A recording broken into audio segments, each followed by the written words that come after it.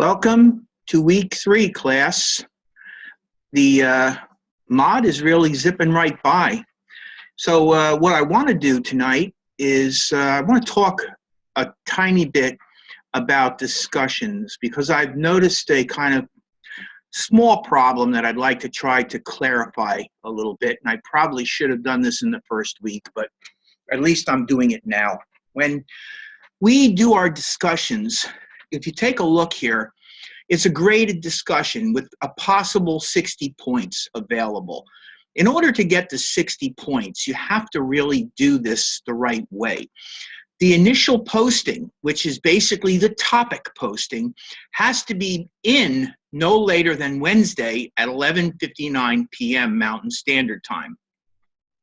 So that means that you either on Monday, Tuesday, or Wednesday should get your discussion question, your initial question in. Then what you need to do, and remember, this is a forum, a discussion forum. You're given a minimum of 2 replies to students, and they are due by Saturday, 11:59 p.m. Mountain Standard Time, end of the week, all right?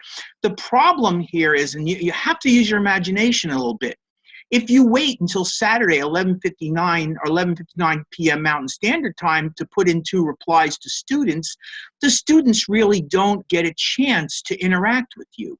So just so that we have something that makes sense, please try to get your initial postings done by Wednesday, 11:59 p.m., no later, and make sure that on a separate day or 2 separate days would even be better, that you at least do 2 replies for students. And it would be a great idea to do them like, if you do it Tuesday, do it Wednesday and Thursday, or Wednesday and Friday. If you do it Wednesday, do it Thursday and Friday, or Thursday and Saturday. Even that is pushing it. I don't like the Saturdays because, again, students don't really get a chance to reply to you. The whole thing is we want this to be a discussion. And the best way to have a discussion is to work in such a way that everybody gets the opportunity to read and correspond with each other and share additional information or expand on topics. So it's kind of important for you to understand how this should work. So it's a good idea by Wednesday to have the first initial posting in. I would prefer personally to see you do it on Tuesday, no later than Tuesday. I think Wednesday's pushing it. And then minimum of 2 student replies, because I've seen some people only give me 1 or 2 at the very last moment, which, again, defeats the whole purpose of a discussion. If you're going to just wait until the last minute and put 2 replies into students, you're not giving anybody a chance to reply to you. And then we really don't have a discussion. So I just wanted to make sure I mention this now. Everybody gets the opportunity to hear me say it. This week's discussion is about rasterizing images and vector image. We're going to talk about what they are, what is the best time to use each, the disadvantages and advantages of each, and what makes one a better choice over another. Remember, this is a production course and we're dealing with print, but there's also internet.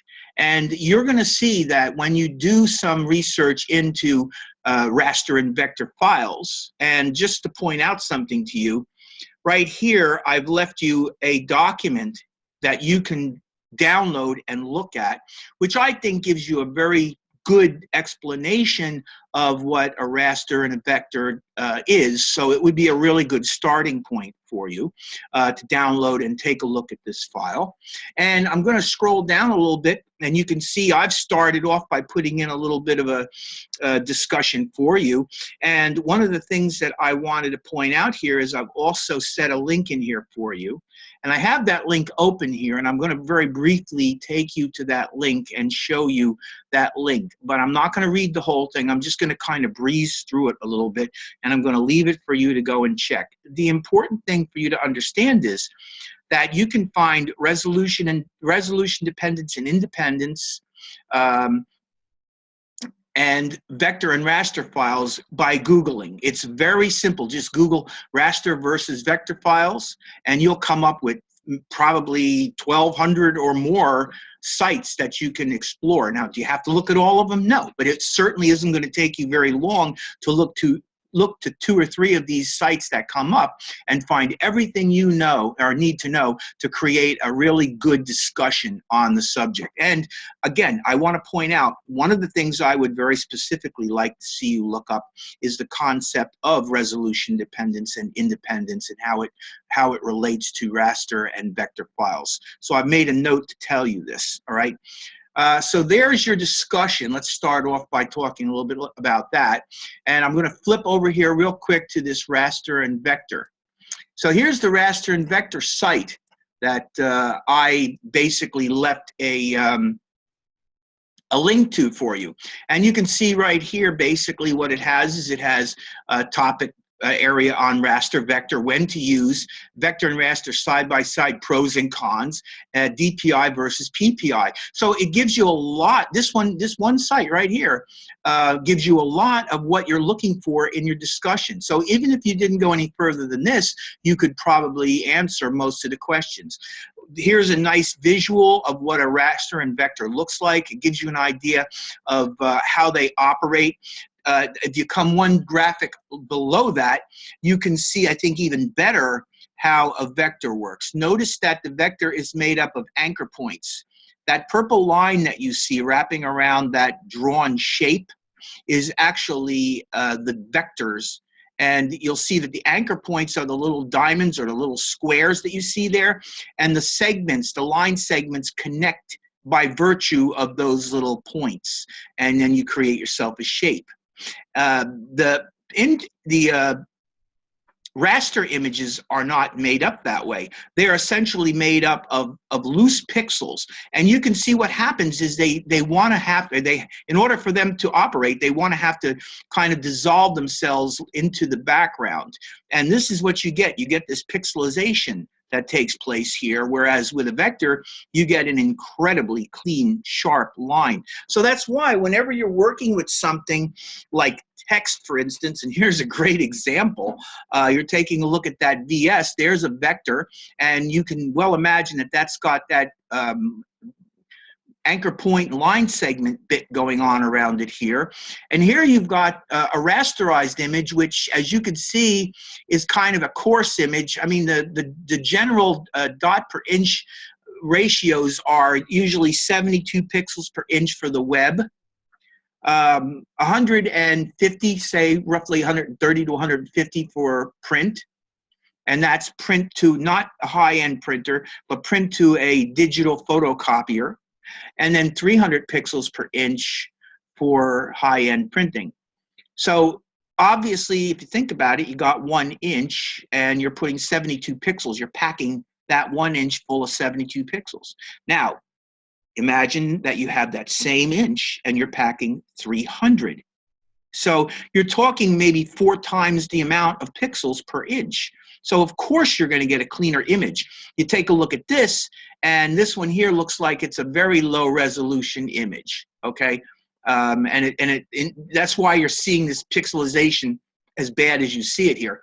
This is a little bit smoother, but it's still got rather soft edges. So that's essentially what we're working with here in a nutshell. We're dealing with vectors which are sharp, and as far as resolution dependence and independence is concerned, you have the ability with vectors, which are the ones on the right here, you have the ability to increase the size of a vector pretty much to your needs. I mean, you can make them as big as you want to make them.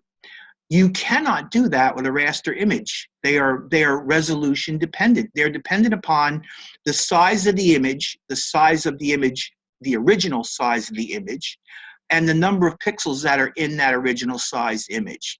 So you are going to be highly limited in the amount of space that you're going to be able to cover with that image. Matter of fact, you're generally not safe to enlarge any image at the same resolution. So if I have an image that's 4 inches wide at 300 pixels per inch, I'm not really safe to increase that by 117%. That's just 117%. I'm not even talking about 150 or 125. I'm talking 117%. I'm already pushing it, okay? The only real way to enlarge an image is by reducing the number of pixels per inch. We'll talk a little bit about this more later on in the evening when I give you a more visual demonstration in Adobe Photoshop. But that's essentially what we're talking about here, rasters versus vectors, and we're talking about image resolution, we're talking about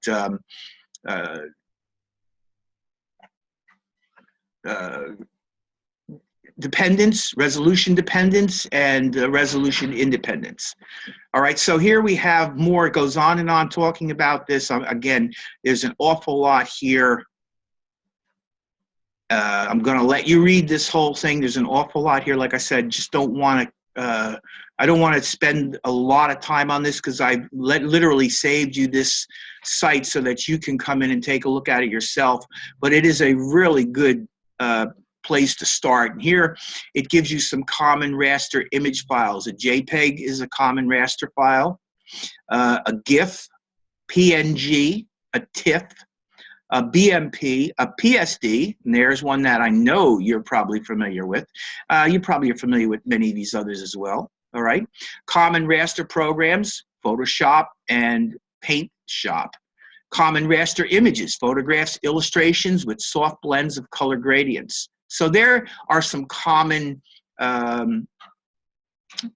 raster, and I'm sure down here, yeah, here we go. Common vector file formats, EPS, encapsulated PostScript. We'll talk about that later on.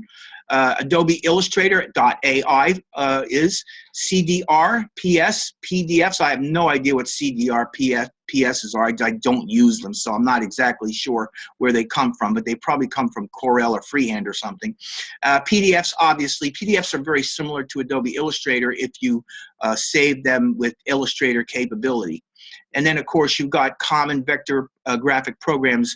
And again, see how it points out, drawing programs such as Illustrator, Corel Draw, and Freehand. Common vector graphics, logos, illustrations, drawings. So it really is important for you to understand about this because you will be working with vector graphics and raster graphics, and you have to know when is the time to use one as opposed to the other, and how do you use them? What's the best way for you to use them? Making sure that you get what you need out of the artwork. So again, this is the site. I've left you the information for it up here. You can get here by clicking this, and then of course you got raster versus vectors here. And one more thing I want to do real quickly is I just want to zip over to announcements for a second, because I want to just point out to you that here's start of week 3 announcements. And I've left you some information, all right? If you take a look at the start of announcements for week 3, let's see what we come up with. All right, so I have image size and resolution. I have another document in here for you, okay? And I'll go back, and I'll go to additional resources for the assignment for the week, and Scuba Blue Resources Zip. I'm going to talk about this, but I'm going to download it so that I can actually show you this. So I'm going to click on this, and I'm going to hit OK. And give it a second because it's going to download, and I'll open it up. All right. And you'll find in it a Scuba Blue Resources file folder, which you open up, and inside of it is this template document. Now, let me talk to you about this template document. I probably should really wait to talk to you about this, but I'll remind you of it when we get there. What I did for you was I created the actual layout for your InDesign document, your trifold.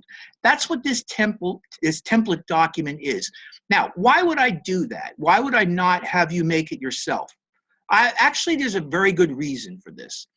If you are smart as a graphic designer, one of the things that you're going to do is you're going to have conversations with whoever it is that's going to be printing your projects. So that means that you might have 5 or 6 printers that you'll come to know as you become a graphic designer, because you'll work with them. And one of the things that you're going to want to do is you're going to want to have conversations with them regarding some of the setup of your production when you're getting files ready to be sent to them. These guys are expert at this. They know exactly what they need. And the most important thing for them is that they get this job done correctly without any aggravation, without any additional costs or time holdups, and they get it billed and they get money in their pocket. So anything that they can do to make sure that those things happen, you can pretty much guarantee that they're going to do. So when I work on something like a trifold brochure, just as an example, I don't sit down and try to create my own trifold brochure document. Maybe you say to yourself, well, that's awful lazy of you. Yeah, lazy maybe, but at the same time, it's also very smart. And I'll tell you why. Because these printing guys have all kinds of templates that they have made up. And since you're going to be working with a particular printer, it makes really good sense to say, I'm working in Adobe InDesign. Would you happen to have a template that I could use for your trifold brochure? And 99% of the time, I guarantee you, they're going to say, yep, I got just what you're looking for. And boom, they're going to send it over to you. And now you've got this thing laid out. You don't have to worry about whether you do it right, you do it wrong. So here's the point. The point is, if you're smart, you'll take this template and you will use this template to create your document, because it's correct, it's done correct, and I'm pretending to be your printer. And what I am looking for from you is I'm looking for a properly prepared document to be sent to me, your printer, so I can produce this. That's what this whole thing is about, okay? So I just want to point that out to you. This is actually a very important document for you.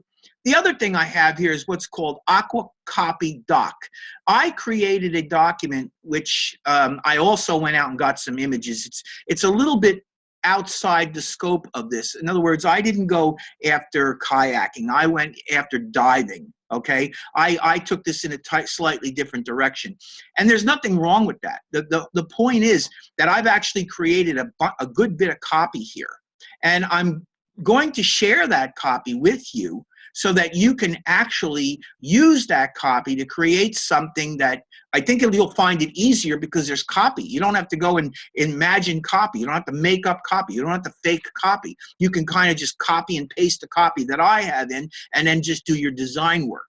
So I've actually produced this. I'll open it to show you. Give me a second to get it open. Yeah, so here we go. This is the actual copy, Aqua Excursions Dive Adventures. You're going to see me show you either later tonight or next week. You're going to see me show you this brochure. I believe tonight you'll see it. You're going to see where I've used this information. And I've even come in here and I've made notes for you. Like, for instance, Aqua Excursions Dive Adventure, OFC. OFC stands for, by the way, outside front cover. Now, I'll talk to you a little bit more about that when I open up the template later and show you what that looks like. But that's what essentially is going to go on the cover of this thing. You're going to have your logo, and you're going to have Aqua Excursions Dive Adventure. So Aqua Excursions actually would be the logo, and then Dive Adventures would be the title of the outside front cover. And then you'd have a nice picture accompanying that. Now you have what's known as a fold-over panel. And you see here, you got a fold-over subhead and a fold-over panel, copy points that are on the fold-over. So essentially, all of this copy here would be the fold-over panel. It would be a little bit difficult for me to explain what the fold-over panel is, but remember, it's a trifold folder. So when you fold this thing up, you're going to have the front cover that when you open it up, you're going to see the first panel inside is the fold-over cover. That's the copy that you're going to see on that fold-over cover. Okay? And then here, you see the information back outside panel. Use logo. And then you've got the information. This is also the main panel or the backside panel. Testimonials. All this goes on the back, essentially what it is. Brochured inside. Now, when you get to the inside of this thing, just imagine that this is an 8.5 by 11 paper folded on its side. And actually, even though it does fold over in 3 places and you want to create columns, you're kind of laying this thing completely open, reading it sort of like a book at this point. So all of this stuff is the inside brochure copy. And I'm going to show you how I dealt with this later, but I just wanted you to know that this was in here because it's very important for you to have some resources to make your job easier. So that's why I'm showing you this, making sure that you are clearly seeing this. Then the other thing I have in here, I have a bunch of images that I've put together for you, and I've got some stuff. There's EPS in here. There's a number of different things that I want you to take a look at. And as a matter of fact, I'm going to open up Photoshop in a little while, and we're going to take a look at some of these images because I want to talk to you about RGB and CMYK. And I also want to talk about image size, so it's in resolution. So I'm going to do that by virtue of playing around with a few of these images, okay? And of course, just so that you know, these images are in this folder. You could use these images to create your production as well. You're going to see what I created. I don't expect you to copy mine. That's not the idea. The idea is that you can use your own creativity and come up with your own beautiful scuba blue trifold brochure. Mine is just the one that I created so that I could demonstrate it for you, okay? So I just wanted you to know that that stuff's in there. It's very important for you to know that. And I think, let's see here, that's the one, yeah. And then there's this guy right here, one final thing. And as a matter of fact, here is my trifold final. And I'll tell you what I'll do. I'll download that too. Hit OK. And let me see if I can actually, let's see if I can find my folder. Let's see here. There's my Scuba Blue resources. Drag that to the desktop. And let's come over here and let's grab the trifold final. Okay. And yeah, it's fine. Okay. And I don't know why, but I'm having funny trouble with my Adobe Reader, so I have to open this up in order to do that. Here's my Aqua trifold. I'm going to drag and drop it in. So here you go. This is my version of the trifold brochure. And we're looking at the outside, and this panel on the right here with Aqua Excursions Dive Adventures, this panel right over here, that is my outside front cover. Now that would make this middle panel here the back. This panel here is the fold over panel, okay? And that's what when this thing folds, you can see I've even indicated I got folds up here. I've even indicated where the folds come in for the printer. And you're going to see that I've sent you this, the diagram or the template that I sent you is essentially this template, but without all the graphics on it. There's no graphics. It's just basically a template ready for you to go in and produce your trifold brochure. And as I say, the reason I'm doing it is because I want you guys to realize you don't have to always create these things. You can go in and you can ask the printer, and usually the printer can help you. I'm going to click here, open up my second page, and this is essentially what the inside of my piece looks like. All right, and you can see, again, I'm respecting my panel, but since this thing is all the way open when I read it, I actually got this copy bleeding over onto the second panel. Now, and I do that with a picture too, but I am very careful not to do it with the body copy, the bulleted copy. I am keeping my copy clear of my foldovers. Having copy like this bleeding over into another panel is a very bad idea, and I don't want you to do it. Something like this at the top here, bleeding over a fold like that, is acceptable because of the size and nature of what it is. But when you get into stuff like this here, you want to make sure that you have a decent amount of gutter keeping you off of those folds. So just keep this stuff in mind. But as I say, I'm going to close this now. I'll just keep this open. Just so that you know, I've included this Aqua trifold final that you can also download and you can take a look at. And it's only to make things a little bit easier for you. That's really what this whole thing is about. I mean, I don't want this thing to be a nightmare. I want this thing to be something, number one, that you enjoy, that you learn from, and I want to teach you the right way. And in certain instances, it is not against the law or any kind of graphic design structure to ask for assistance for certain things. When you're building a trifold brochure, printer will probably have a template for you. And it is a great idea to ask him. As a matter of fact, you make postcards, ask for templates. If you're making an 8-page booklet, ask for templates, because these guys have templates for everything that these guys have made at one time or another for somebody, they have probably put together a template for, at least for anything which would be a standard form for that printer. And let me tell you, trifold brochure, whether you are aware of it or not, is a very standard form. So you're going to be able to find most printers have something that they can offer you, and you should be looking to take advantage of that. Okay? So the next thing I want to do is I want to talk a little bit about our assignment for the week, which basically you saw. I've given you some resources, and I've also given you an example to look at. Again, it's due by Saturday. I don't need to get into all that. But basically, let me make sure I mention what the assignment really is about. The assignment gives you another opportunity to practice using paragraph styles, master pages, and a baseline grid. Functionality project will be graded based on how strictly you follow the directions. Aqua trifold brochure. Now, the first direction that it gives is InDesign must be used. Just so that you understand, as graphic designers, we cannot be babies. We cannot go in and we cannot use Adobe Illustrator or Adobe Photoshop for everything.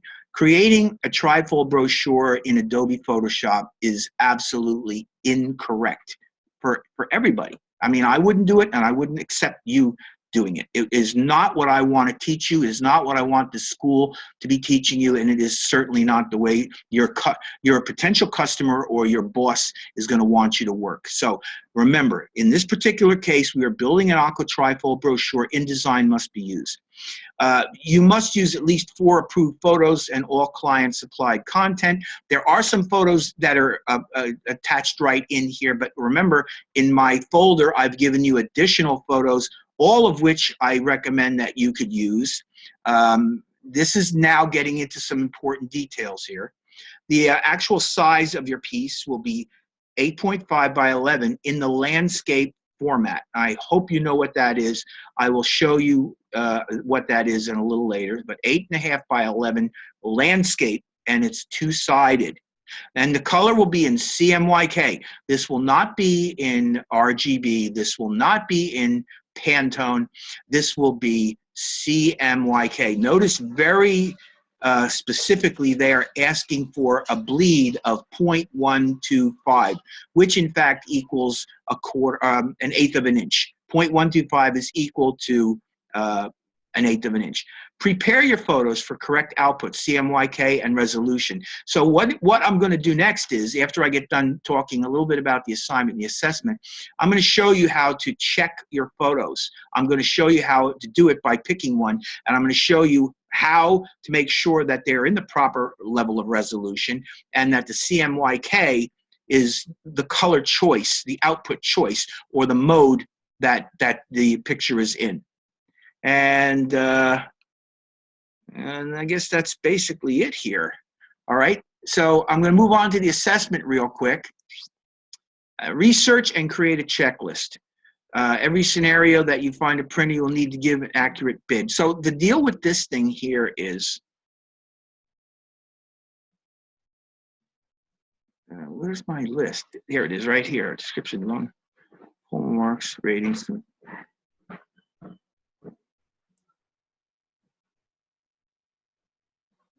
I'm not seeing any information. I'm not seeing any information. I'm going to have to get you some information on this assessment because I'm not seeing the information in here. You need some specific information regarding this. So I will, longer description. No, that's not it either. All right, I'm gonna have to email you all information about this print bid, which I can do by tomorrow. So by tomorrow, you should have some information regarding this. Essentially what it is you're going to have to request from your printer a bid for two things. I think one of them is a poster, 1117 poster, and I think the other is an 8.5 by 11 trifold brochure. So what I will do is I'll put together the specifics on that, and how you would do this easily by either going online and getting a bid for those two things from somebody online, or going to a printer on your own that's somebody close by where you live and having them do the bid for you. However, what you need to understand is it needs to be written down. In other words, you need a PDF, or you need a doc file, or you need an email, something that you can send to me that I can check. I can't just have you write it in. It's got, and it should have accompanying name of the supplier, and it should have a price for the particular bid. So I will get you the information for the bid sometime by tomorrow, and then you will be able to go ahead and do that. All right? So that's what we are looking to do this week. We're going to be talking about rasters versus vectors, and you're going to be working on a trifold brochure, and your assessment will be getting these bids. I will, again, get you some information regarding that. All right? All right, so that's that. And now I have my Scuba Blue resource. Let me double click, and let me drag my Scuba Blue resources out. Okay, and I have my Scuba Blue resources out, so that means that I can sit that in there. And my Aqua trifold, I'm going to stick in there as well. All right, so here's what we're going to do first. The first thing that I want to do is I want to talk a little bit about Photoshop with you. And I'll tell you why. Let's go to Adobe Photoshop. Let me open up Photoshop. I'm also going to be taking a look at your last week's logo and how to properly prepare that logo for this assignment this week. That's the next thing that we're going to do. I don't know whether I've opened this up or not, but let me see if I have. File, let's see, open recent files. Where are we at here? Aqua logo start. Here we go. Let's see, do I got it? Anything, is that the one? Yeah, this is the one that I want. Okay, good. All right, let's go back to Photoshop for a minute. We'll do that next. All right, so here we are, we're in Photoshop. Now, I'm gonna come over here and I'm gonna bring out these resources again. And I'm going to double click on the images. And in here, I have a number of different images. Now, I don't know exactly what's what with this at this point. I don't remember exactly. I'm going to pick on one and I'm going to see what I come up with here. Let's see. I think maybe what I'll try to start off with is, let's see.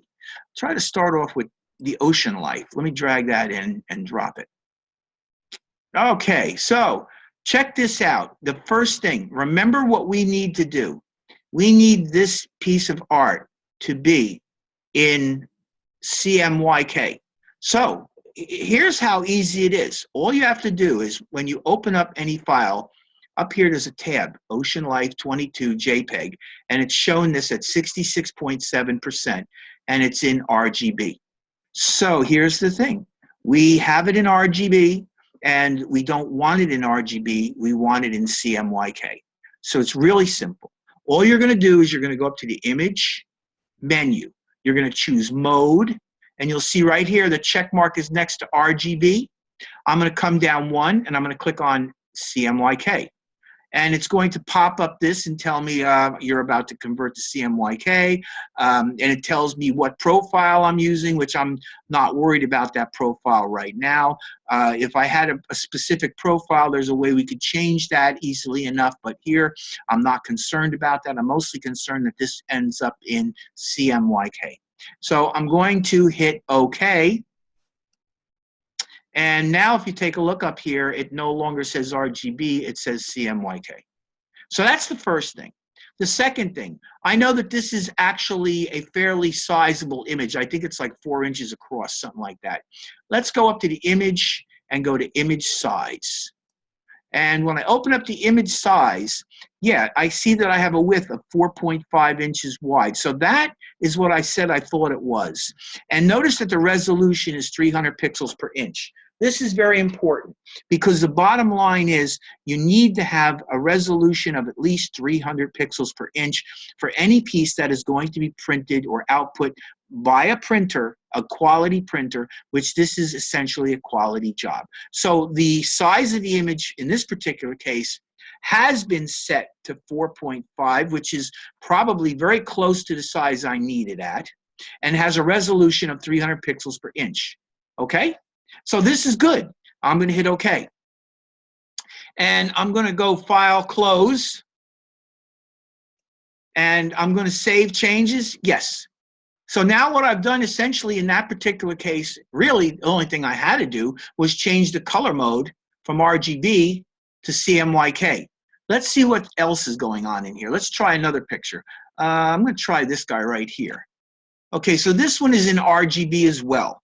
So remember what I told you. When you have an image that's in RGB, it's not going to work for us. We need it to be in CMYK. So I'm going to come up to the image menu. I'm going to go to Mode, and I'm going to change it to CMYK color. And again, if I want to choose this, I can, go to the Edit menu and convert the profile. I'll show you that in a minute. But I'm going to just convert it to CMYK and go like that, and we're good. Now I'll go to the File menu, and where we got here? Let's go to Edit menu. Where are we at? Convert the profile. Okay, now I am not going to do anything with this convert the profile because I don't have anything in mind to change it to. But I just want to show you that you can drop this down and you can see that there's tons of different settings in here. And how would you as a graphic designer know how to work with this? Well, truth be said, you don't know, but your printer would know. And what you would do essentially is you would work with your printer and he would give you a different profile depending upon, like for instance here, you've got US sheet fed coded V2, US sheet fed uncoded V2, US coded SWOP V2, all these different things, US newsprint. These are all different types of printing environments that or printing settings that your printer might tell you to change here. I'm not going to bother with that because again I don't have my printer telling me anything. And you also have some variations on your computer or your conversion options. Okay, and again you wouldn't mess with this unless your printer gives you some specific instructions. The same stuff in here. You don't mess with this unless the printer gives you some specific instructions. But I just want to show it to you. Basic, I'm going to go back to basic. So essentially it's really defining a destination space. And there's quite a few of them. So I just want you to see that.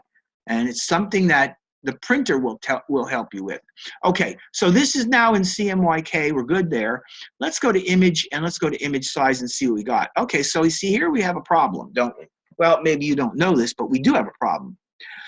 Take a look at the resolution. The resolution is 72 pixels per inch. You see it? I'm looking at it right here. 72 pixels per inch. Now that's a fine resolution for the web, but it is not such a good one for print. As a matter of fact, it's roughly 25%. It's around 25% of the actual resolution that's required for this. Now we do have one sort of saving grace here. And that is that even though this resolution is set to 72 pixels per inch, which is a quarter of the size, so we're going to have to quadruple this, you also have this size here of 16.5 in the height. So that thing is actually 16 and a half inches tall, which is more than we're going to need. I'd say we're going to need something around maybe 5 inches for, let's say 4 inches, okay? The height is going to be 4 inches. So what I can do is, because this is 16 inches, I can come up here and I can change 72 to 300. And then I can come over here and I can change the height down from 16 inches to, let's say, 4 inches. And then down here, if I really want to do this the right way, I can look and see what are my best choices here. And if you look, bicubic sharper, best for reduction. So I am going to be reducing this. I'm bringing it down from 16 and a half inches to 4, but I'm bringing the resolution up to 300 pixels per inch. So I would choose probably for this bicubic sharper, best for reduction. Choose that. Now it says that. And I'm going to hit OK. So here's, before I do it, what I've done is I've taken this from 72 pixels per inch up to 300. I've reduced the size to 4 inches because that's as high as I need. I only need 4 inches out of this. As a matter of fact, I really don't dare go much higher than that because I will not get the quality I need for the image. So I'm going to bring it down to 4 inches at 300 pixels per inch. And this is when we talk about vectors and graphics and resolution dependence and resolution independence. This is exactly what we're talking about. We're now in the world of resolution dependence. The quality of our image is dependent upon the amount of resolution that we have in our image and the height and width of the original. That's really what we're talking about here. And we need to know that we cannot make this thing larger at a higher resolution. In fact, what we have to do is we have to make this smaller to increase the resolution, which is exactly what I'm doing. So I'm going to hit OK, and you can see that it's adjusted itself. And as a matter of fact, if I go to image size, now it reads a height of 4 inches and a resolution of 300 pixels per inch. So I'm going to hit cancel. I'm going to go view, print size, and you can see it comes down quite small. But again, you know, this is a display on a computer screen, so I don't believe that that's anywhere near 4 inches in terms of display. But I just want you to understand what we're doing is we're actually coming in here and we are taking the image and we are increasing a resolution and we are decreasing the height of it. So that's a very important thing. I'm going to hit cancel. And then, of course, Cmyk. We're talking about Cmyk. So here's another image now that is more or less ready for our production. And I'm going to click on this to close it. Do I want to save the changes? Yeah, I'll save the changes. All right, let's see. We'll do one more. Come up here and let's see what else we got. Here's the clownfish JPEG. Let's try the clownfish. So here's my clownfish JPEG. Now, notice that this too is RGB. So I hope by now you know to look up here to see what your images are. And also bear in mind that when you take these Scuba Blue resources, these images are not going to be sized or converted for you. You're going to have to go in and you're going to have to size and convert them yourself. These are the same images that are in there. The ones that I downloaded, I'm converting. I'm going to throw them away when I'm done. I'm not going to put them back up online for you. I'm going to give you the ones that are unconverted and unscaled, and you're going to have to do it. So that's why it's important for you to pay attention to what I'm doing here now. And I'll do one more just to make sure. So again, you have to check here and see this is in RGB. So what we want to do is we want to go to image mode and change it into Cmyk. Once again, you're just going to accept this. And you don't see any real change, but it definitely is now in Cmyk because it's saying so right there. Again, I'm going to go to image size, and let's see what we got. Well, this one, interestingly enough, this one has a height of 4.47, almost 4.5 inches, and it has a resolution of 300. So that tells me that I really can't make this image in my production any higher than like close to 4.25 to a little bit beyond 4.25 inches high in order to get 300 pixels per inch. So that will give you an idea. Now hit OK. And file save that. And now that particular image is ready to go. All right, so one more look at the resources. You've got your template document. We're going to get to that shortly. You have your trifold final, which is what I basically did. You can take a look at it just for reference, a visual reference, and how I organized my piece. You could try an organization similar to that. There's some Aqua Copy here that you can open up, and you can cut and paste that right into InDesign and then format it. And then, of course, up in here, there's some images that you can use within your production. But you must go in and you must check these things and see that the size is going to be big enough, or at least to understand what size you can work with, and the resolution, which in certain cases the resolution are not 300 pixels per inch.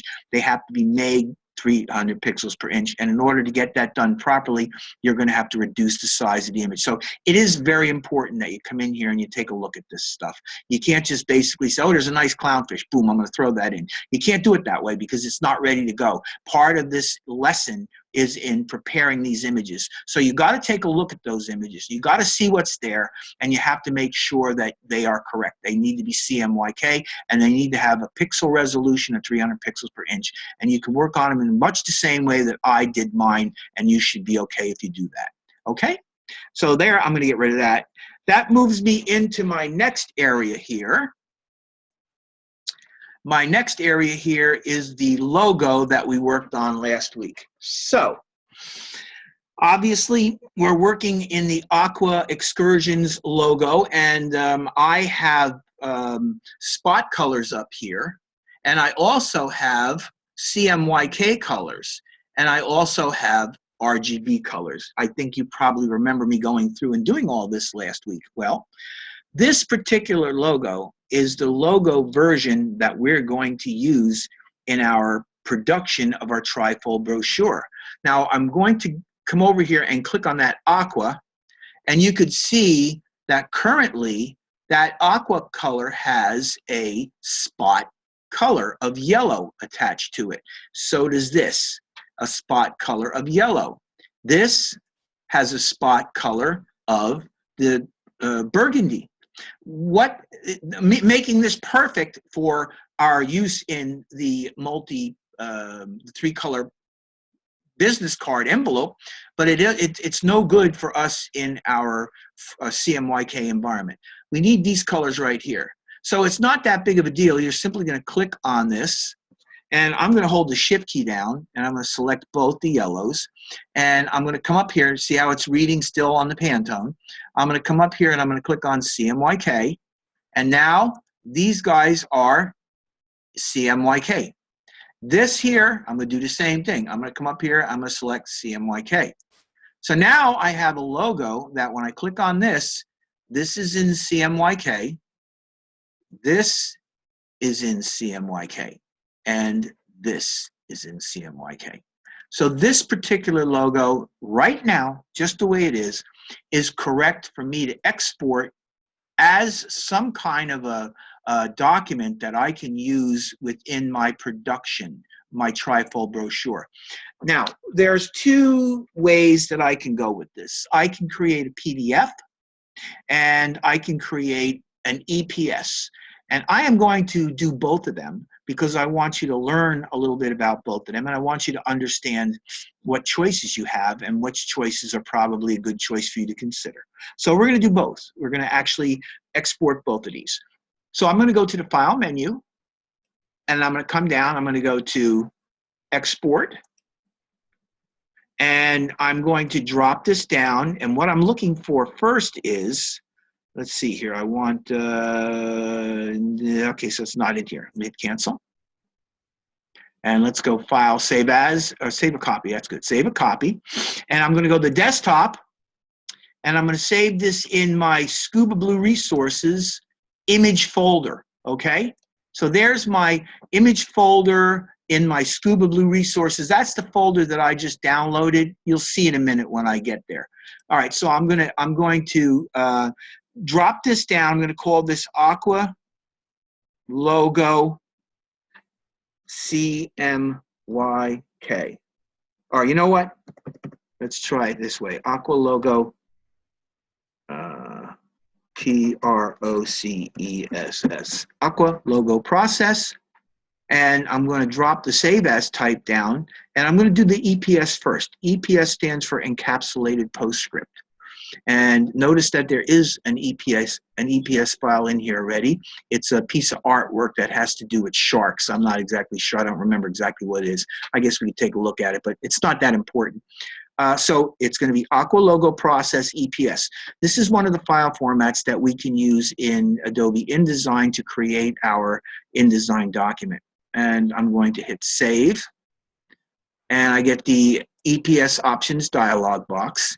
And I think I mentioned this to you last week, that we do have version control here where we can come in and we can choose an older version. And I'm sure you're saying to yourself, Why would we want to create an older version? Well, the reason that we would want to create an older version is because, believe it or not, there are people out there that don't use CS6 or Cloud. And if somebody has CS5, an EPS for CS5 would be necessary for them. That you wouldn't necessarily want to give them a CS6 or a Cloud version of your file. You'd want them to CS5, and they would probably ask you. So that's really what it comes down to. Somebody might ask you to backload this to an older version. I'm not going to bother doing it because, again, this is for our discussion, and Illustrator CS6 EPS is fine. The format, I'm just going to again remind you that you can choose no for formatting. You can choose TIFF black and white, which makes no sense because this is color art, or TIFF 8-bit color, which is the default. So basically you can just leave the default alone. There is one very important thing, and it is checked, and that's transparent. I talked about this last week. It's very important. If I were to choose opaque, I would not get a transparent background. I would get white. This would be against white, which in certain instances is not going to work for me. Like, for instance, on my front cover, it is not going to work on my front cover. So I'm going to want to make sure that the transparent option is selected. Very, very important. Fonts, embed fonts. Well, I think I mentioned this to you last week. I'll mention it again because it doesn't hurt to go over it a second time. There's no fonts to embed in this particular logo. When I created this logo, okay, I didn't really, but when the logo was created, this originally was text, and this was originally text or fonts, and they went outline on these fonts. So they are basically now just graphic shapes. So since there's no fonts being used currently in here, we can deselect that. And then you see all this stuff down here kind of goes away, and we don't have to worry about any of that. All right, so I'm going to hit OK, and it's going to write the Illustrator EPS formatting. And if I come over here and find my folder, Scuba Blue, and I go into Images, you can see that now I've got a new EPS over here, and it's Aqua Logo Process EPS. Okay? So there you have the second type of artwork that we're going to be used here. Vector. This is vector. EPS, an EPS file format is essentially a vector-related format. So there's the first one, and I'm going to just put that up here. I'm going to go File, Save a Copy again, and this time I'm going to call this again Aqua Logo Process. And I'm going to go to Desktop, and I'm going to find myself my Scuba Blue resources, my images, and I'm going to make this an PDF. So the other one we can go with is a PDF. Now, there's no PDFs in there currently, so I'm not getting any showing up. But if I hit OK, I get my Save PDF Document dialog box.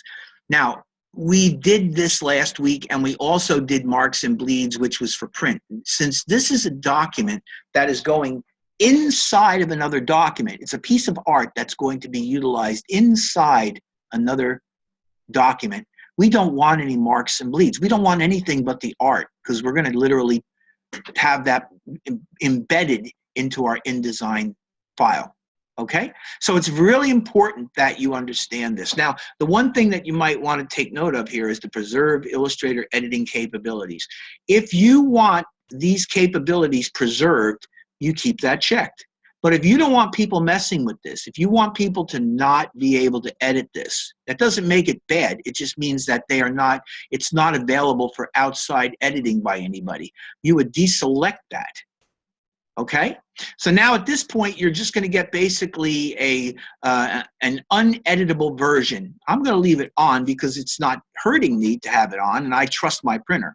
The other thing I just want to remind you is marks and bleeds. There should be no marks showing here, and there should be no bleed settings showing here. So none of this should be checked, because again, this is not a final document that's going to the printer. This is a document that's going into another document that will eventually go to the printer.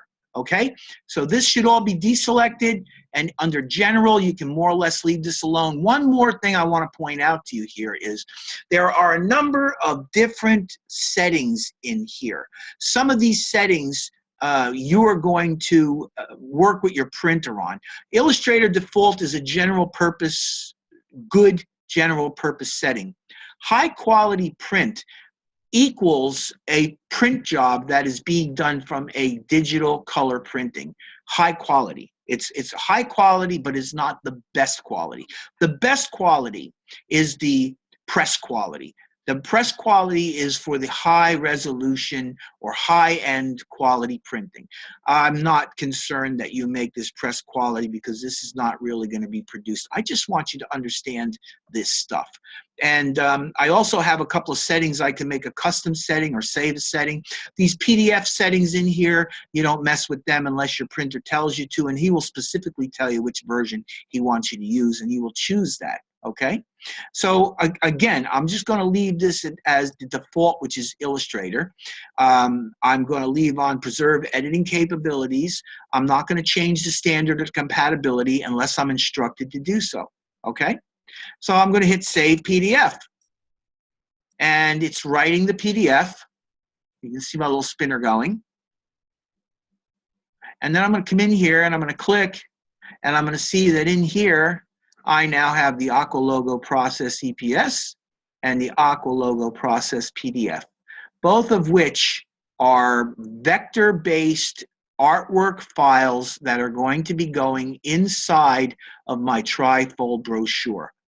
And I'm going to actually play with the trifold brochure a little bit in a little while, and you can see how that works, how these work. I'm going to demonstrate what they look like and how they work. Okay? So there you go. We've taken a look both in Illustrator and both in Photoshop at this. The important thing to take away from this is that you want to make sure that your colors are all in CMYK.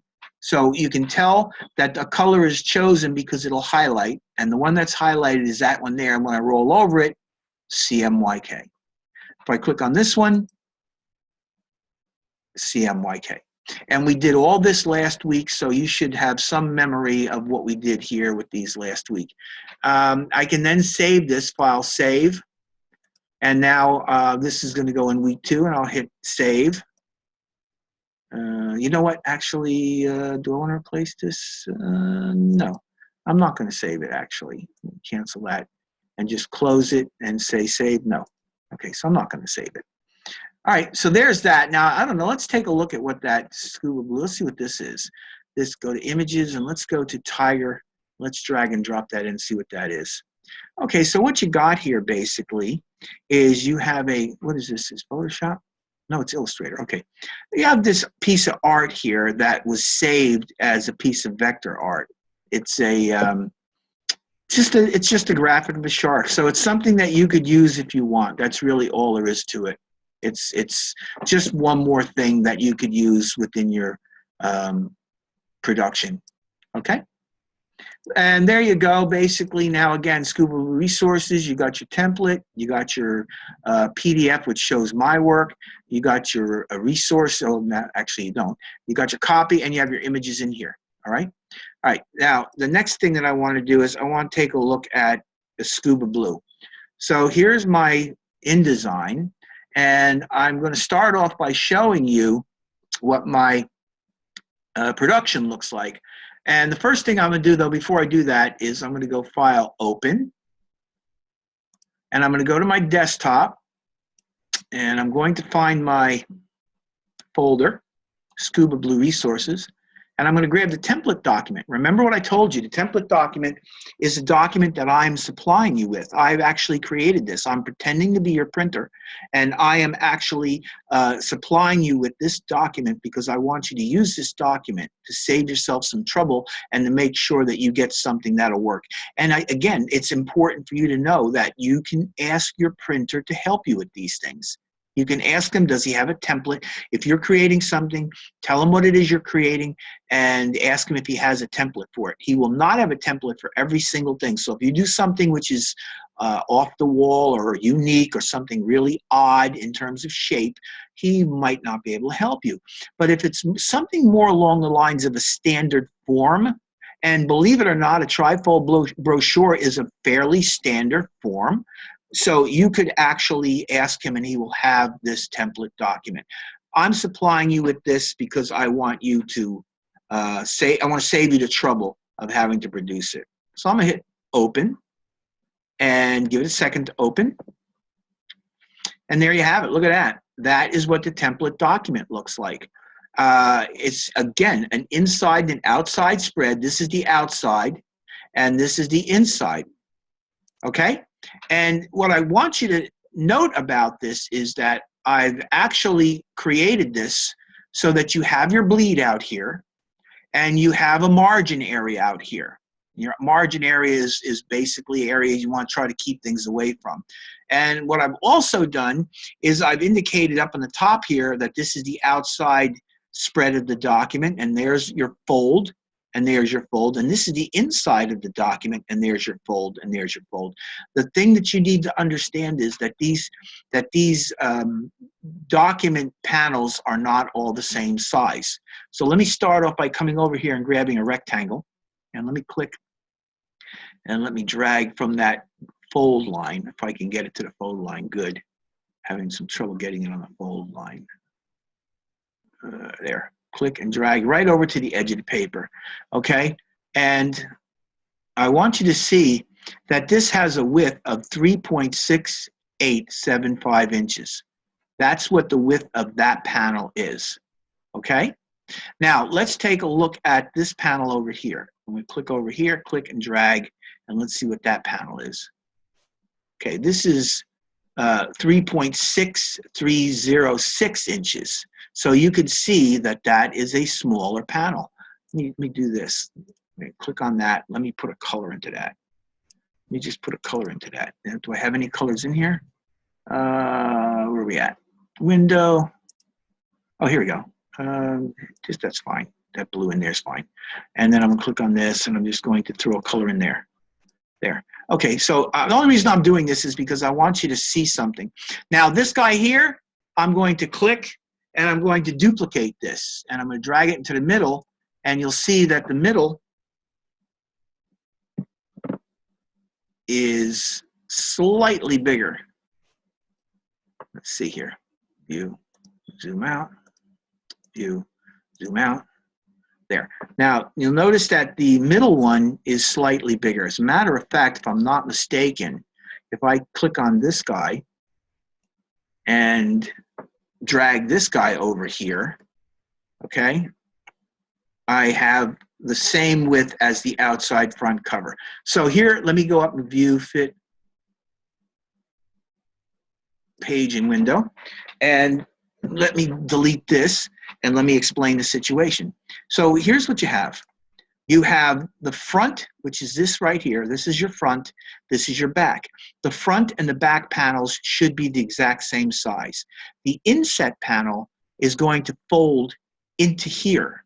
And in order for that to work, this has to be a tiny bit smaller. So watch what I'm talking about. I'm going to click and drag and bring this over. Let me bring it over here where I can get some clearance on it. There. Notice that this is a tiny bit smaller. Can you see that?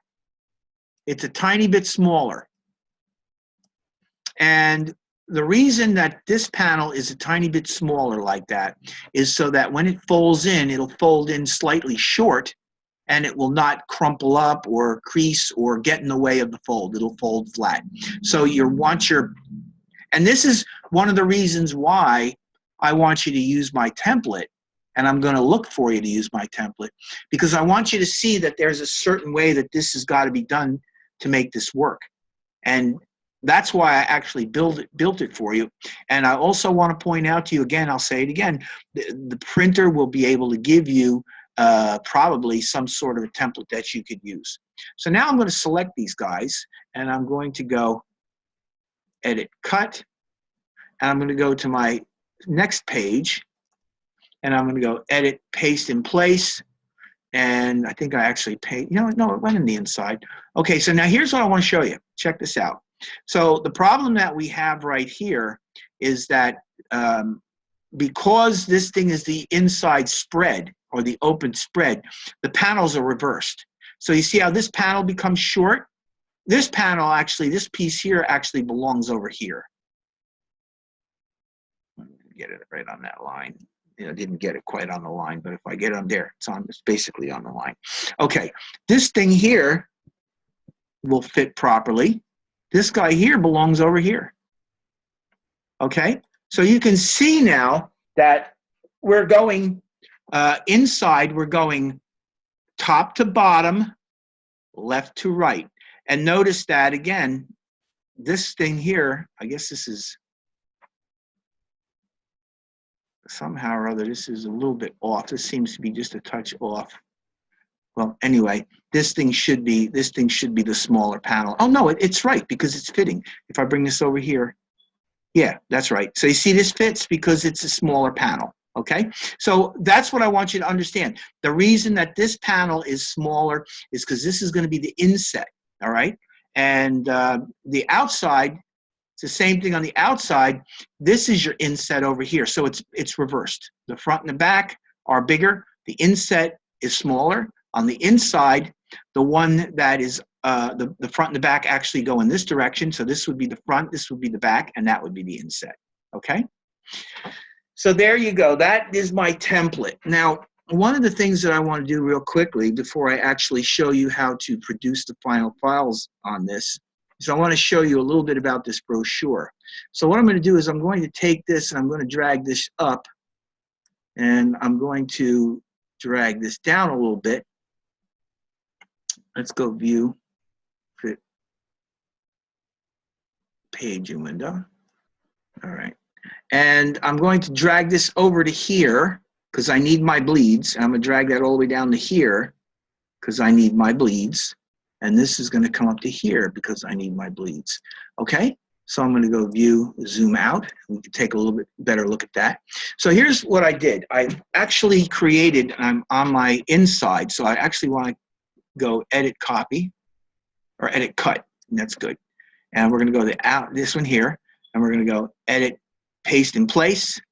And you'll notice that because this was the shortfold panel, that this doesn't come over to the fold. So I'm just drag that over to the fold.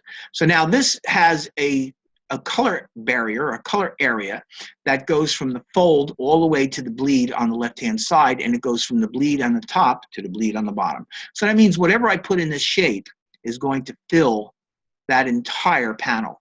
All right, right now I have this thing colored as blue, but what I'm going to do is I'm going to go to File, and I'm going to go to Place, and I'm going to come to the images, and I happen to know that for this particular image, I have Diver 1 JPEG, and I'm going to click on that, and I'm going to hit Open. And there it is. There's Diver 1 JPEG. The problem with Diver 1 JPEG is it's enormous. Okay, do you see how big this is? I'm going to go View, Zoom Out. See how big this is? Look at that. That's how big this image is. It's way too big. See it? It's way too big. So what I'm going to do is I'm going to literally delete this, okay? And I'm going to go back into Photoshop. Give me a second to go back into Photoshop. It decides it wants to come up. Come on. All right. And I'm going to come in. I'm going to find that picture. The picture is in my, let me see here. It's in my Scuba Blue Resources, Images. And this is, yeah, InDesign. I want to put InDesign down for a second. And I want to open up Photoshop. Okay, and I want to get this image. And I'm going to click, and I'm going to drag and drop it in there. Okay, so now look, this one is in CMYK. That's very good. So we actually have this image in the correct color mode. But I guess what I want you to realize is that a minute ago when I was putting this photo into the proper panel that we're going to use, the image was way too big. So let's take a look and see what we got here as far as the size of this is concerned. I'm going to go to Image, Image Size, and this has a resolution of 180, which is half of what we need. And the size of the brochure is actually 8.5 by 11, and the height is 8.5. So if I take a height of 8.5 and I add to that another 1/2 inch because I got or another 1/4 inch because I have an 1/8 of an inch bleed top and bottom, I need this thing to be 8.75. Okay? 8.75 high. Now the resolution, I want this resolution to be 300. So this is it's not the best situation because the image is a little smaller than I need it to be. But I'm going to go ahead and do it anyway because this is just a demonstration. I would really want this picture to be bigger, but I'm going to bring it down in height to 8.75 and give it a resolution of 300 because that's what I need for this particular project. And I'm going to the trouble of doing this for you so that you could learn how to handle this kind of thing. So I'm going to hit OK, and I'm going to go File, Save. All right, and then I close it. Now, when I go back into my InDesign, click on the box to select it. I'm going to go File, Place, Diver 1 JPEG, hit Open. It comes in, and as you can see, it's a lot better. Look, it is a wider picture, but the height goes from my bleed area at the top to my bleed area at the bottom, and I'm in good shape. What I need to do now is I need to position it so I can see my diver. And what I'm going to do, how I'm going to do that is I'm going to come in the middle here, and I'm going to click on this guy to select it.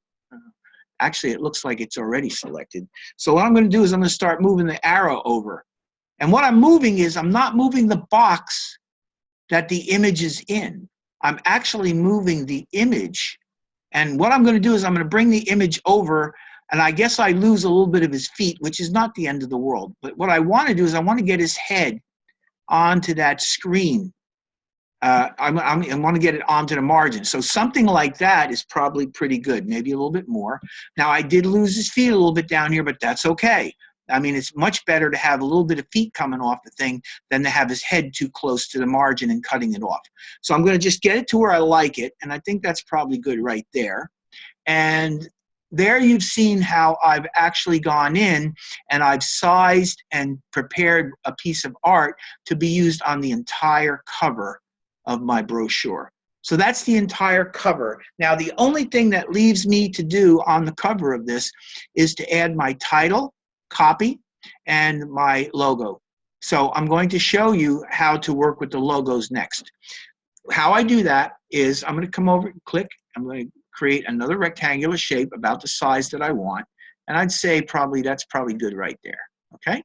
So with the shape selected, I like to do it this way. This isn't the only way you could do it, but this is the way I like to do it. I like to create my boxes to the size about that I want, and then I like to pop my art into the box. So here's what I want to do. I'm going to bring in both of these logos so I can show you what each one looks like, and I'm going to explain a little bit about how this is working. So with the box selected, I go File, Place, and I'm going to come in, I'm going to try my Aqua logo, process EPS first. Let's look at the EPS first. We hit Open. And there's the artwork in my, my box. So what I do now is go to Object menu, and I'm going to go Fitting, and I'm going to Fit Content Proportionately. There. And now I have my Aqua logo fitting proportionately. Now, it might be a little bit bigger than I want, so I think what I'm going to do is I'm going to try to reduce this a little tiny bit.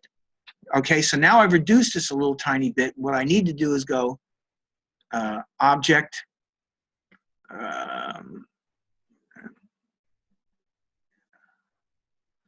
Fitting, Fit Content Proportionately. Okay, so there you have your logo put in. This is obviously the original colors, not the blue colors. But I want to show you something. When you zoom in on this, you see how pixelated and ugly that looks? Well, that's not a real big deal, because what you have here under the View menu is you have a Display Performance option. And right now, this is set up to typical display, which is essentially an energy-saving display. I'm going to hit High Quality Display, and you can see it'll render it exactly the way this looks. So here's the important thing. Go to View, Fit Page, and Window.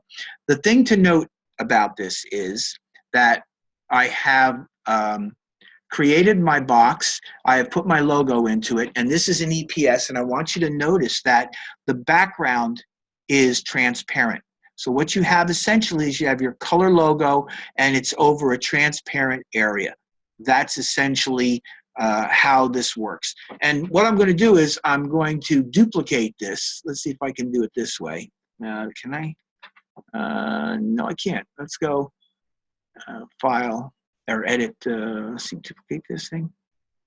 No, I can't. I'm going to hold down the Alt key, drag, and make a duplicate. Okay, so now I got a duplicate. All right, now the important thing for you to understand about this is that currently they both are the EPS files. All right, and I'm going to go to the window menu and I'm going to look for links and bring the links out. And here's the links, and I just want to show you this. There's my diver image, and there are my two Aqua logo EPS that's being applied by one logo right there. It's being applied 2 times by that one right there, which is an EPS. Now, what I'm going to do is I'm going to, with that selected, I'm going to go File, Place, and I'm going to come up and I'm going to find my Aqua logo process PDF, and I'm going to hit Open, and it replaces that. Look at that. This is the EPS, and that is the process PDF. And notice that the artwork looks exactly the same. They don't look any different, and both of them are working exactly perfect. And you can see, because of the sharpness of the edges, both of these files are vectors. And as a matter of fact, I can open both of these things up in Adobe Illustrator, which I'm going to do in a minute just to show you. And you will actually be able to see that these are still vector shapes. Okay? So there is how I prepare my front cover. Let me jump back into Illustrator for a second. Let me go File, Open, and I'm going to start by opening up the Aqua logo process PDF. And notice that because I selected editing mode, see how I can come in here and I can edit this and that. I can edit that, and I can edit that. Okay? So I can come in here and still edit this, and this is a PDF. So I'm going to close this, save changes, yes. And now I'm going to go File, Open, and let's open up the Aqua logo process EPS so that you can see how that operates. Open that up. Look at that. I can do the same thing. I can come in here, I can change the color. I can come in here and I can change the color. Click that and I can change the color. Wait a minute, am I doing this wrong? Yes, I am. Oh, yeah, these are going to be spot. Okay, so what I'm going to have to do is I'm going to have to right-click on that or double-click on it, and I'm going to have to change that from spot color to process color and the color mode to CMYK and hit OK. And I'm going to have to do the same thing with this. Double-click on this, change that to process, and change that to CMYK and hit OK. And now both of those are process CMYK. Click on that. Click on that. And again, the reason I'm doing this is because you want this to be correct. You want to make sure it's correct. All right, so that means that I'm going to have to go File, Open, and I'm going to have to open up my PDF, and I'm going to have to fix the PDF as well. So here's the PDF, okay? And see, again, these are now spot colors, so if I double-click it, I can come in here and change it from spot to process and change the color mode as well to CMYK, and then hit OK. And then I can do the same thing to that blue one right there, change that spot to process, and change that to CMYK, hit OK, and now that is CMYK, and that's File, Save, and close it. And this is now process, see, and process, CMYK. And I'm going to go File, Save. It's saving it. Now, if I come back into my InDesign, my logos, what I'm going to do is I'm going to update them. Update link, and see how it changed the colors? Click on this, update link. And now I know the colors don't work very good the way this is, and I can show you a trick about how to make that work. But the whole point of this was I wanted you to see how to work with the elements that go into your brochure. I wanted you to understand how important it is for you to prepare your artwork on a number of levels. The photographs need to be in the right color mode. They need to be the right pixel dimension and size. And then, of course, your logos have to be in the correct color mode. You do not want these things to be in Pantone. You do not want those logos in there to be in Pantone. You want them to be in Cmyk, so that the printer, here's what happens. If you have a logo that's a spot color, let's say it's a two or three color logo, just like this, the blue and the blue. If they were spot colors, the printer would get this, and it would appear when he looks at the information on the file that these are spot colors. And what he would do is he would then think to himself, well, they obviously want those two colors as spot colors. So instead of a 4-color job, you now have a 6-color job, because spot colors gets printed on their own plates. And in this particular case, that will cost you extra money. Now, it's one thing if you started off doing that. But in this particular case, we do not want that. We want this thing to be in the proper color mode, which means process color, or Cmyk. That's what you really want. So it's very important for you to understand that you need to prepare the logos correctly by making sure that they are in Cmyk, and that they're in a file format that has transparency. And again, the choices for you are PDF and EPS. So there you have that. Now, as far as the rest of this is concerned, I mean, the regular graphics apply. I'm just going to come in here. I'm going to draw a box, okay? And I'm going to come in and I'm going to go to the resources, and I'm going to open up the Aqua Copy. Okay, so Aqua Excursions is in there already. Dive Adventures. So I'm going to click on Dive Adventures, and actually I'm going to see if I can't really. It won't let me go. Oh, yeah, it is copying it. I'm sorry. There we go. And come back to this, and I'm going to go Control V. Okay, so now I have the words Dive Adventures in there, and that's the title of my brochure. Now I can format it like I would format any font. I think what I'm going to go is Myriad. Let's see if I can find Myriad. Give me a second to find Myriad. I could actually probably type it in, but I'm going to just find it now. I'm started with that. Myriad Pro. There we go. And I want Myriad Pro Bold. Okay. And I want it to be, let's see, how big is this? Let's see what my box size is. Okay, so my box is about the same size as that. That's probably pretty good. So I'm going to select this. And the first thing that I want to do is, let's find my swatches. Window swatches.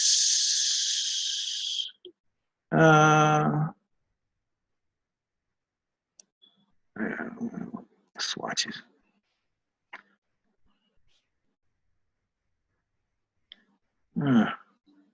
Sort right there. Okay. All right. So swatches. Let me open this up so I can see what we got in here. And I want you to take a look and see that what it did essentially was it gave me these colors. Now this color here appears to still be spot. So I have to fix that. I'm going to change that to process and Cmyk and hit OK. And now that is a process color, and that's a process color as well. But what I want to do is I want to take the Dive Adventures and I want to make that appear white. And I do that by using the paper. So I click on the paper, and now this basically can be increased in size until it reaches the position that I want, which I kind of wanted to fill right across the, that's probably pretty good right there. Okay, and then go Object Fitting, Fit Frame to Content, and then I'm going to select this guy here, and I'm going to align them. And now I have Aqua Excursions Dive Adventures. I've essentially created my cover. I have plenty of air up here. If I want, I can drop this down a little bit. You know, it's up to you where you want to put it, you know. But you basically have a front cover built for this thing. Remember that it has to bleed, and it has to bleed from the top, and it has to bleed from the bottom. I will probably spend a few moments and show you another trick. What I'm going to do is I'm going to come in here and I'm going to grab my rectangle tool and I'm going to come over here, click, and I'm going to drag out a box that comes way over to my, now remember, the box is on the bleed at the top, it's on a bleed at the left, and it's on the bleed, I didn't hit the bleed at the bottom, so I'm moving it down to the bleed on the bottom, and this is hitting right on the fold. All right, so one of the other things that is very powerful here is you can use your eyedropper tool to come in and sample color. And I think what I want to do is sample some nice blue. Let's come down and get something kind of lighter down in this area here. How about, let's try that. Let's see, I don't know, where do I want to be? Maybe in here somewhere. Yeah, that's not too bad. So now you see I've got this nice blue color that I grabbed from within this picture. And I can, you know, I can come in, if I want to click on this, I can come in and I can sample somewhere else and get a slightly different color. I kind of like that color a little bit better, although it's a little bit muddy. Let's try one more area up here. Let's try at the top area. Let's see what I come up with in the top area. I like that even better. That's nice and bright. So now I've basically created this color here, and I can click and drag that color and drop that color in, or actually I can't. I got to come up here and go new color swatch. And that's color mode is going to set to CMYK, and I'm just going to leave it the color value and hit OK. And now I have that color in there, and that's the color that I'm using for this. Actually, it's not. Edit, undo swatch. That's the color. Now let's try it. Let's see if I can get that one. Color swatch. Yeah. That's it, process CMYK. There we go. That's the one that I want. The one that above it there, for some reason, it's not what I wanted. So I'm going to deselect this, and I'm going to get rid of that color because I don't like the color. I thought it was muddy. Okay, so now I basically have some colors. And the next thing that I'm going to do is I'm going to go back to my piece, and I'm going to drop this down a little bit. I'm just going to show you a little bit more about working with this. So here now I have my cover done. That's the copy from my cover. I need these lines right here. Find your own paradise in the exotic islands. Enjoy aqua excursions, dive adventures, and it goes all the way down to, I believe, whether your needs are, I believe it goes right here. And I'm going to click on that. I'm going to copy it. Oh, I got to enable editing. Okay. All right, so I'm going to start off by, actually, you know what? Let me start off by putting a box in there. Let's start off by setting in a box, just about like that. Okay, and I'm going to start off by grabbing the first line.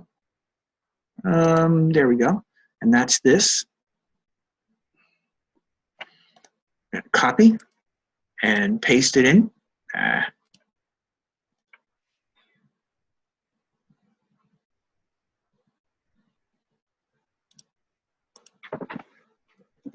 There, find your own paradise. And I'm going to hit Shift Enter to make a line break. And the reason I'm doing this is because I'm going to increase the size of this, and I wanted it to break like that. Once again, I'm going to come up here and see if I can find my Myriad Pro, which is right there, perfect. And I probably want to go Myriad Pro Bold again with that. And I think what I want to do is I want to make this paper. Perfect. And then I'm going to just start increasing the size until I hit my barrier, which is probably there. Let's try, no, I want to go 19. That's probably pretty good. Okay, there's that. And then what I'm going to do is I'm going to click on this and place my cursor, enter to drop down to the next line, come over here, and I'm going to grab my second block of copy and come back here and Control V. And what I think I'm going to do with this is I'm going to make this italic. And actually, yeah, I think that's actually pretty good. All right. And what I think I'm going to do with this is I'm going to go to the window menu, and I'm going to go type, table, character, open up the character, and I'm going to give this some additional leading. You know what? 22. Yeah, actually, you know what? I think I'm going to do it this way instead. I think what I want to do is I want to go space after. Let me see. Here we go. Space after. There, that's what I want. All right, and so I now have my heading and my subheading up here, and my background, which has the color on it that I'm looking for. So I'm going to add one more image to this. I'm going to go, first let me save this thing. Okay, and now I'm going to go File, Place, and I'm going to come in here, and I'm going to look for my turtle. And I hit Open, and this time I've, you know what? I think it's actually in that text box. Where is that thing?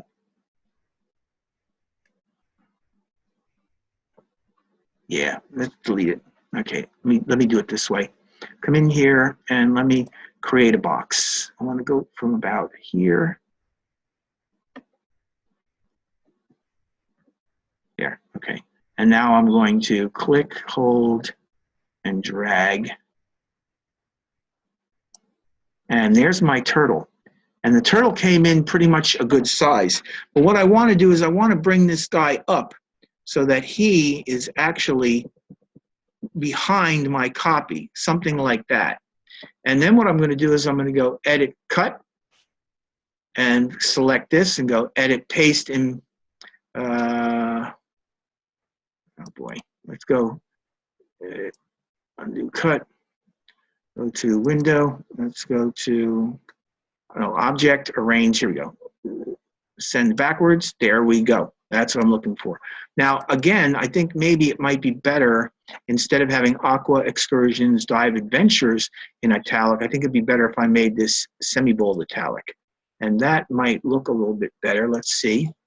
Yes, it does. So now I have my turtle. Now, the thing is, though, I think I want the turtle to kind of bleed off the page. So what I'm going to do is I'm going to click on the turtle, and I'm going to actually bring it over until he bleeds off the page.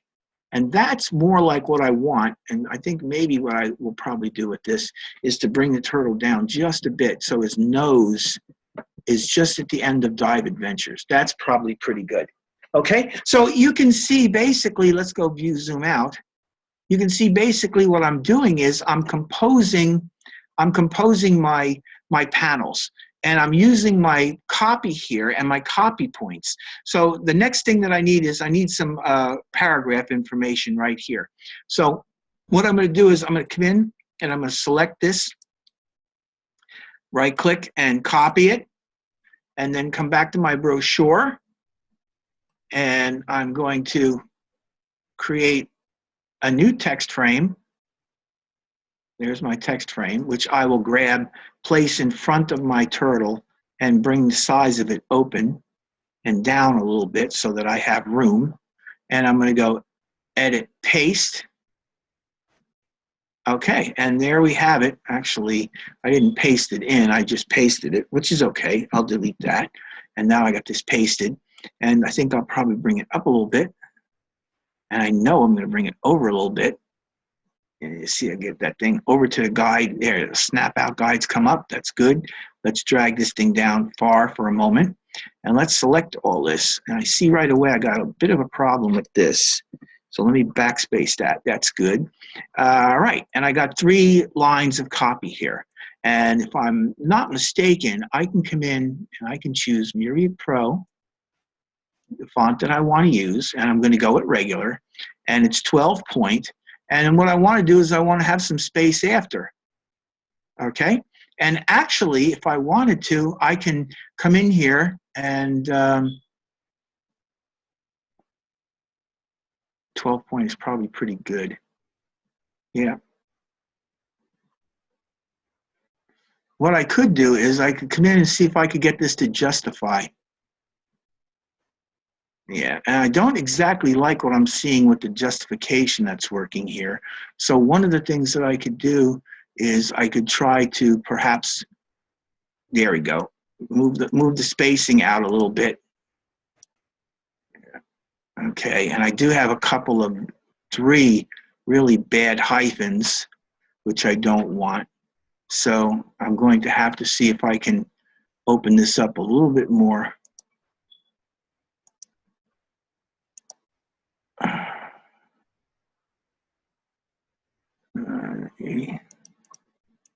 Yeah, it's starting to really spread out and look weird. Let's see what it looks like real quick. First of all, let's make it white paper. There we go. Let's see what it looks like now. Yeah, so it's not too bad. It's just, it's got a little bit of spaciness to it. And perhaps what I would do is bring it up to 14 point. That's good. And now I can probably track it back in some. There we go.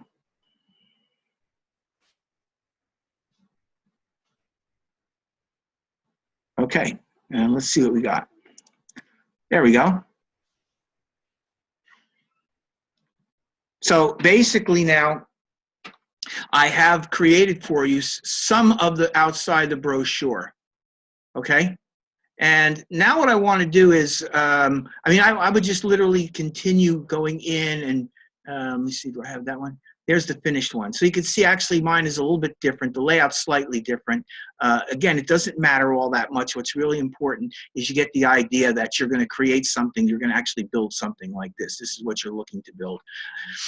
And, of course, the inside will look like that. So here's the deal. We've got a little bit less than a half hour. So what I want to do is I want to show you how to go about packaging this. And I want to show you also how to export this.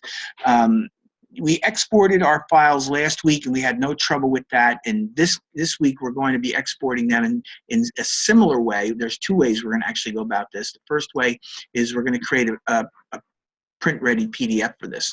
So the first thing I'm going to do is go File, Save As, or let's say Save a Copy. There we go. And it's going to be a, let's see, File, Export. What do we got here? Here we go. Okay, Aqua Trifold, Final, PDF. And let me go to Scuba Blue Resources. And there's one in there already. So what I'm going to do is I'm going to overwrite that one. So essentially, the one that's in there now, let me cancel that. And let me do this. Let me come in here and get this guy, close this. Let me open this up. And let me get that trifold final, and let me throw that away. Okay, so that's gone. All right, and now we go back into InDesign and File, Export, PDF, Scuba Blue Resources, hit Save. All right, now,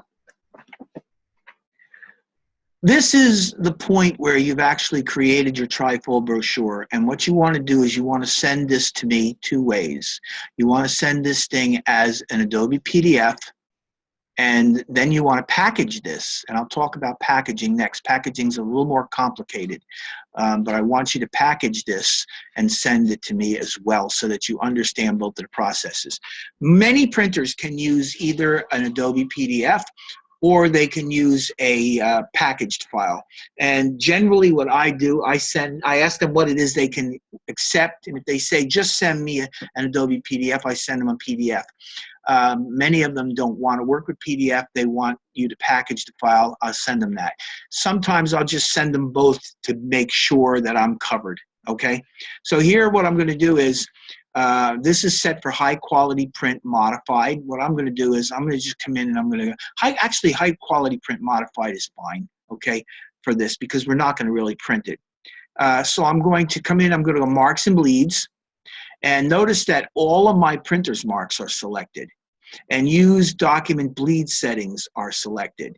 Okay, and include a slug area. So here's what I want you to remember. All the printer's marks are going to show up. You're going to see crop marks. You're going to see bleed marks. You're going to see registration marks. You're going to see color bars. And you're going to see page information. Now, I actually have bleed marks and crop marks. I don't need crops because I actually have crops on the page already. If I'm not mistaken, I can do away with those crops and I should be fine. Use document bleed settings. I have already put bleed settings into this thing, so I'm just going to use the documents bleed settings, and I'm going to include the slug area. The reason I want to include the slug area is because you can see I have words up here that say fold, and I also show fold marks. So I'm going to include the slug area so that I get all that. That's what's most important. So under General, It's just high quality print, and all this is fine. Marks and bleeds, all the printer's marks. In my case, I removed the crops because I already got crops up there. But I'm going to leave the bleed marks. I'm going to leave the registration marks, the color bars, page information. I'm going to use the document bleed settings and the slug area. I hit export. And it's writing this. I don't know whether it actually wrote it already. It might have. Let's open this up. And now let's go in and let me open this up and let me take a look at my trifold final piece that I did. There we go. Okay, so I actually have there's my bleed. That's indicating where the bleed is. There are my crop marks. Now, these lines here, they're the score or the fold marks. They're important for the printer because the printer has to know where to fold this thing properly. That's why I put them in there.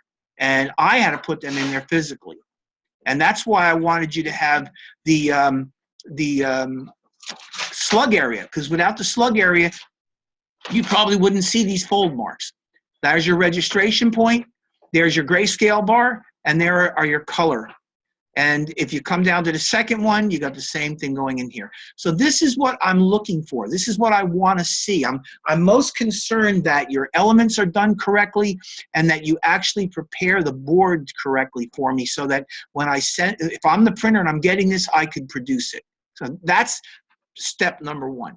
And I'm going to close that up for now because we're done here. And the final thing that I'm going to do tonight before we end is I'm going to show you how to package this. Now, packaging is a way of taking the entire file, all the elements that go within the file, and putting them into a folder, compressing them down to a document that the printer can open up and find everything he needs. You'll see what I'm talking about as I do it. So I go to the File menu, and I choose Package. So it's File, Package. All right, now I get the package dialog box, and you have summary, fonts, links and images, colors and inks, print settings, and external plugins. I can look at all these things separately if I want. I can come and look at fonts, and it shows me all the fonts. I can look at links and images, and it shows me this. Color and inks I can look at here. But under summary, I get all of that. And actually, it's a lot easier. So let's take a look at this. So we've got fonts.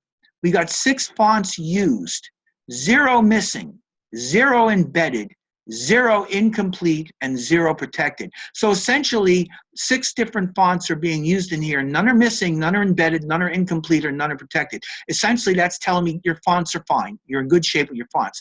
I get this warning over here. You check this out. This is incredibly important for you because this is definitely done this way because I wanted to show you how this works. So links and images, there were 8 links found, 0 of which have been modified. 0 are missing. 0 are inaccessible. 0 are embedded. 5 use RGB color space. Well, guess what? This particular document is not the document that's in with the images that I modified. This is a document from another place, and it's relying on those images before I converted to RGB. And I'm going to show you at the end how I can go in and fix this. The color are on. Color and inks, 4 color process, 0 spot inks. That's what you're looking for. No spot inks, 4 color process. But remember this, 5 use RGB color space. That means that in the folder where these images exist, they are not in CMYK. The last thing I will do is show you how to fix that, okay? Because you need to know. And I needed to show you this. That's why I actually set this up so when I open this up, they will be in here like this so I can show you.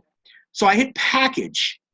And the publication must be saved. So I'm going to save it. Yes, save. It's now being saved. And I get this printing instructions panel that comes up. And the file name, I'm going to call it Trifold. And then I'm just going to have my name in there, name of some company, whatever company you're working for, your address of the company if you want, a phone number. I just put in 9s, but you know what you put in your phone number. Email, you put in an email.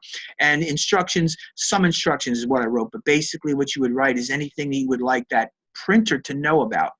And then you hit Continue. And what I'm going to do is go to my desktop.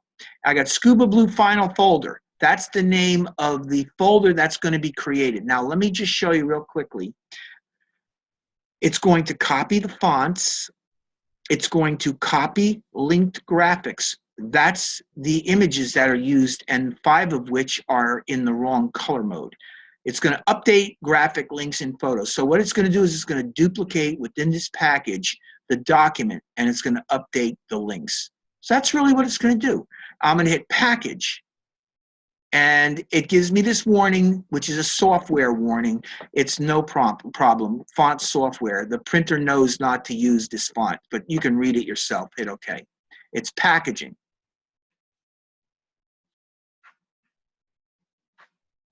That's it. It's done. I'm going to drop this down, and I'm going to go to my desktop. And here's my Scuba Blue final folder. If I double-click on this, you'll see what's inside here is a folder that has your document fonts collected. You have your links in here, and as I told you, there's 1, 2, 3, 4, 5 or so links, and there are ones in here that are in the wrong color mode. And we're going to take a look at that next. And then, of course, if you double-click on this Scuba Blue, it's going to open up that Scuba Blue InDesign file, and voila, there's your Scuba Blue final. That's actually what it is. It's saved. No. Let me get rid of that. Get rid of that. And there's your final Scuba Blue. So now you have a packaged document. Now, the only problem that we have here right now is when I was packaging this, it told me 5 of my links are not in the right color mode. So what I'm going to do is I'm simply going to move this over here. I'm going to open Photoshop up, and I'm going to show you that when we come in here, I go to my links, I click on the Clownfish, and uh-oh, look at that, RGB. So the Clownfish is not in the right color mode. So what do? You go to Image, Mode, and you change it to CMYK, hit OK, and you save it. And you hit Save Changes, yes. Then I go to my next one, and I think this one is also in, no, this is in CMYK, so I can close that and leave it alone. This guy here, RGB. So what I'm going to do is go to Image, Mode, change it to CMYK, and don't merge the layers. This is a TIFF file, and you don't want to merge it. If you do, it's going to make it flat, and it's going to make it with a white background, and I don't want that. I just want to change it to CMYK. And let that go. Hit Save, yes. And I'm going to do the same thing with my other images. It's probably that one. Look, RGB. Image, Mode, change it to CMYK, hit OK. I mean, you can see this is really very simple, but it's very important to make sure that you do this. Here's the Reef TIFF, and that also is in RGB. I'm going to Image, Mode, change it to CMYK. Come on. CMYK, hit OK. And then I'm going to close that one. Save changes, yes. And the final one I think is the turtle. And if I'm not mistaken, that's RGB, Image, Mode, and we're going to go to CMYK and close that, save it. Okay, now these images have been fixed. If I go into Adobe InDesign, and if I look at my links panel, you'll see that all of these links have these little marks there. Do you see them? This is the actual, let me shut this so I can actually show you this. So I'm going to go to File, Open, and I'm going to come into go to my desktop, and I'm going to find my Scuba Blue Final folder this time, and I'm going to open up my Scuba Blue Final InDesign, hit Open. And the document contains links to sources that have been modified. You can update the links now or update them later using the links panel. If I update this right now, then I won't be able to show you what's going on in the links panel. So I'm going to don't update the links. And there it is, and here's my links panel. And you'll notice that my turtle has that modified double-click to update. So I double-click it, and it updates, and then I double-click on this, and it updates, and I double-click on this, and it updates, and I double-click on that, and double-click on that, and File, Save, and now this document, I don't know whether that one kept caught. Let's try it again. Yes, it did. Now it did. So File, Save, Now this document, I'll close it, and that document is ready to be sent to the printer. And what I would do with this is I'd take my Scuba Blue folder, and inside of it, let's see, where did my my PDF go? I think my PDF came in here, yeah. So I'm going to take my PDF, drop that in there as well. And now in my Scuba Blue folder, I have my collected documents. There's my fonts, my links, my Scuba Blue Final InDesign. That's that little message that I sent to the printer. And that is my tri-fold final PDF. That is everything that you're going to send me for inspection. That's what it should look like. So what I'm going to now do is I'm just going to right-click on that. And in a second, I'm going to send it to, let's see here we at here. Send to compressed zip folder.